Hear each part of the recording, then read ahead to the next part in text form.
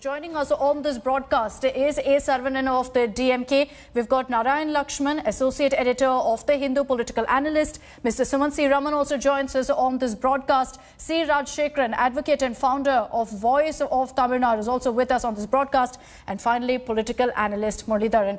Mr. Sumanth Raman, I want to come across to you first. The most basic question, the question everyone's asking right now about Sasikala's decision is why? Why do you think Sasikala took this step? Well, I think it had been in the works for some time now. So, I mean, the very fact that most of us were very sure after her silence for the last 1 month, she would not rock the AIADMK boat before the elections. Now, I agree with what Karthi Chidambaram said, that whatever has been announced holds good until the elections are completed. So that I don't see any doubt at all.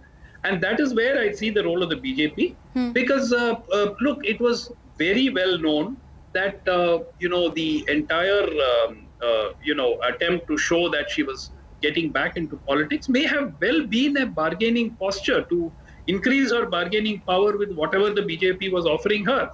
Now it remains to be seen what happens to the various cases that are pending, the properties that are attached. I think there are, if I remember right, several hundred crores of properties which are attached by the ED and so on.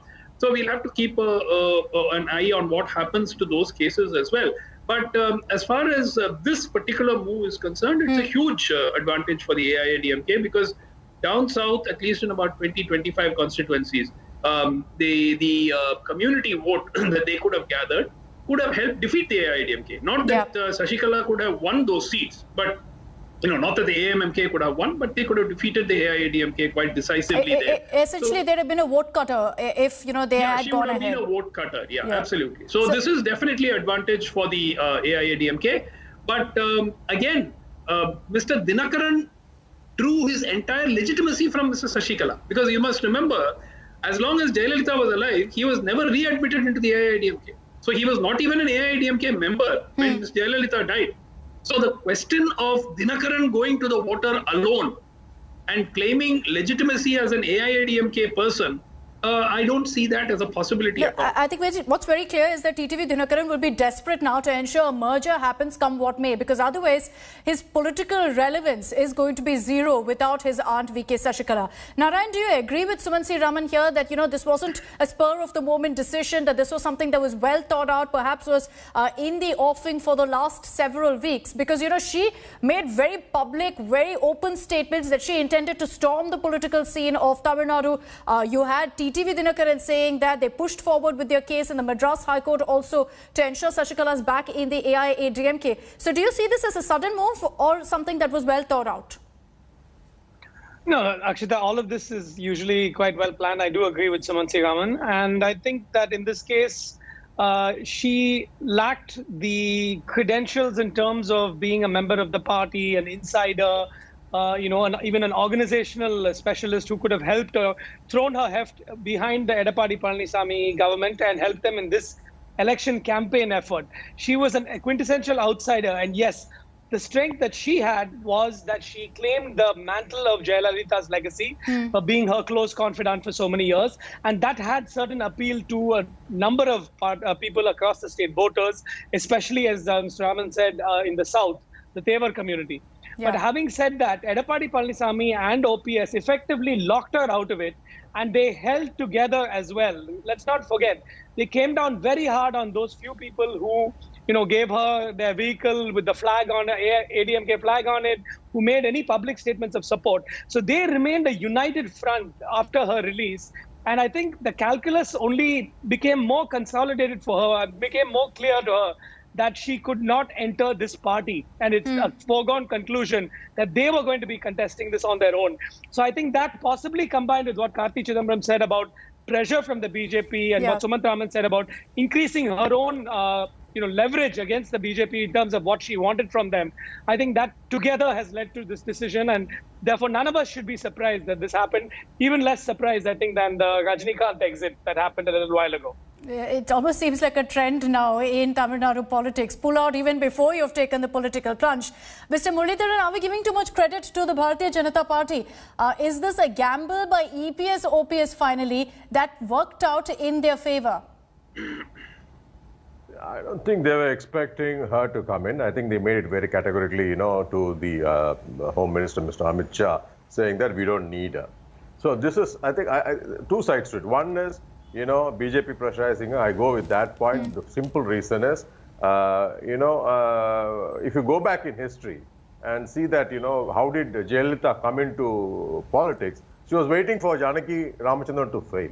So they're given her this carrot, it's not sure, 50-50 it is. Even if they fail, you can always come back and grab your party. I think she is gone for that. And you see, there are many things like, the Tamil Nadu political scenario is not being read out properly to the center by certain BJP advisors. Okay, so they're desperate to do something to change the narrative now. Now all the polls are showing that, DMK is going for an outright win here. Yeah. So in that scenario, they need to save face. They tried to do that gimmick with Rajashekaran, which failed. They tried to bring her in. It also failed. Now, what are they going to do now? What's in store for them? See, if there are, for me, if they are left Mr. EPS alone, without even having an alliance, I think EPS... You're saying BJP is an Achilles heel for the AIADMK? BJP, see, I have not seen BJP this weak in any other state. They are extremely weak in Tamil Nadu in reading the politics or placing their cards. Today, they're desperate. That's what it shows. That's not BJP, what we have seen in the past or in any other state. That's what we are seeing here. Okay. I want to understand how the DMK is reading this development. Mr. Saravanan is joining us. Saravanan, is the DMK worried? Why should we be worried? We did not campaign against Sasikala. No, I'll tell you why. I'll tell you why, Saravanan. Because now you have the AIADMK united. There's no vote cutter factor, which everyone thought Sasikala would be. Second is, there seems to be a rift between the DMK and the Congress, which now there'll be pressure on you to sort out no matter what, because you have to keep your camp together now. Sasikala factor is gone. That's why. No. See, that's what, this is all this strawman fallacies. This will not work in politics. It may work well in an argument, but on the ground, it's not going to work. You are creating someone, you are creating a myth, then you are busting that myth. I think it's not going to work. See, Sasikala, we were opposing the policies of the Edappadi government. We were opposing how BJP and ADMK, both of them betrayed the interest of Tamil Nadu. And how does that Sasikala come into this equation? Where was she 1 month ago?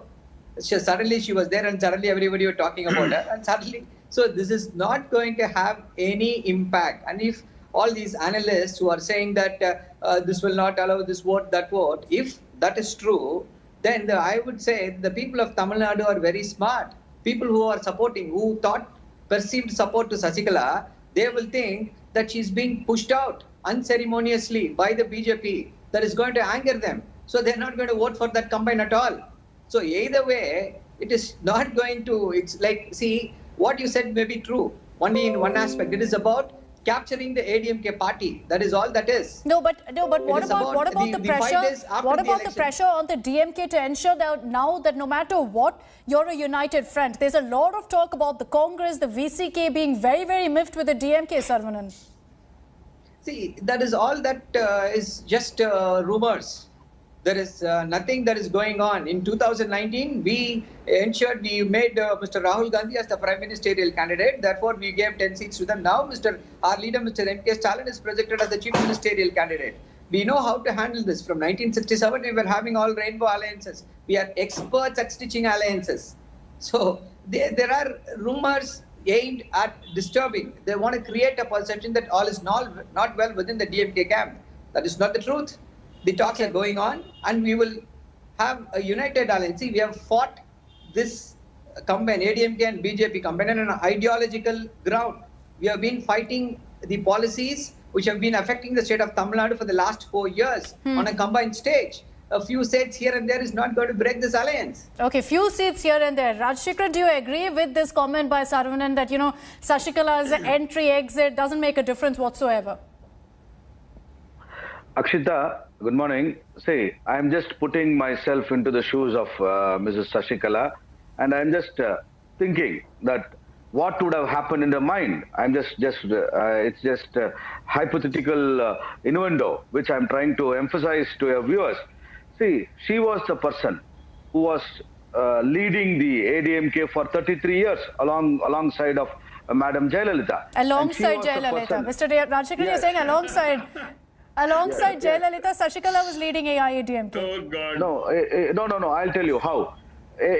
People who claim that Jayalalithaa was everything, yes, Jayalalithaa was everything, the face of AIADMK, but the person who was calling the shots behind the scene was Madam Sasikala. There is no doubt. People who understand politics in the right sense will agree with me. People who want to create their own narrative will definitely speak their own version. I have no wrong in it. It is their right and they can do it. My point is, I am just speaking the mind of Sasikala, that she was the person who was instrumental in bringing all these people together, all these so-called leaders who claim to be the heavyweights now, who are weightless. Who in front of Sasikala, nobody is heavyweight. Everybody. No, agreed. I'll tell you. Please allow me. Yes, go ahead. See. Now the TV debates and the channels create a narrative that this person has joined, and she would have thought people whom I handpicked and I nominated them for the whatever they are today are trying to block the the memorial of J. Jayalalithaa, whom she had literally lived together for 30 years. So you're saying she felt betrayed. You're saying she felt betrayed. No. She would have felt really hurt, and she would have thought all these people who were prostrating before her would even, really even no, but the messaging, Mr. Rajashekaran, the messaging all along was that yes, she was betrayed, but that she's going to give it back. All along, she's been putting out that message. What's changed suddenly that she's decided to take this call? Unfortunately, I'm running out of time. I want quick 10-second reaction. Sumanth, Raman, is Sasikala still a factor or not? Is this the end of the Sasikala play in Tamil Nadu? Two things. One, whatever she has announced holds good until the elections are over. Period. Okay. After that, all bets are off. What happens next depends upon the result of the elections. Second, I think as far as the Congress DMK alliance is concerned, I just want to draw your attention to what Karthi Chidambaram said. He said, let today pass. And he also said very categorically when asked to comment, he never said, everything is smooth. He said, I do not want to comment on the alliance at the moment. So I think that those are two very significant statements, but I expect a big climb down from the DMK. If they are sensible enough, they will climb down, concede more seats to the Congress and keep them on board. But you never know. What Prashant Kishore might have advised is something that one does not know. You made that point, Sumanth. Saravanan just quickly wants to respond. I'm completely running out of time, so Saravanan, just keep your answer brief, please. See, Mr. Karthi Chidambaram is not leading the alliance talks. Mr. K.S. Alagiri is leading the alliance talks. I would ask Mr. Sumanth Raman to look at the talks of Mr. K.S. Alagiri also before asking, doling out free advices. Okay. So Mr. Rajashekaran, I'm so sorry, but we've completely run out of time. Go ahead. Okay. 5 seconds. See, with due respect to all the panelists, Sumanth Raman always wants to be the devil's advocate and always he's wrong. I'm sorry, but that is a fact. I am being consistently right. I'm sorry. This gentleman just play the tapes. Let's not get into this. I don't have time for this, please. Sumanth Raman, Mr. Rajashekaran, I do not have time for this. But yes, thank you for joining us, putting forth your views. We'll see who's right and who's wrong eventually. It's just, about a month to go for April 6th. We'll see eventually what happens. But I'd like to thank all our panelists for joining us on this broadcast. Interesting what's really playing out in Tamil Nadu. Hello everyone, this is Rahul Kamal here. Hope you enjoyed this video. For the latest news and analysis, like and subscribe the India Today YouTube channel and don't forget to press the bell icon to stay updated.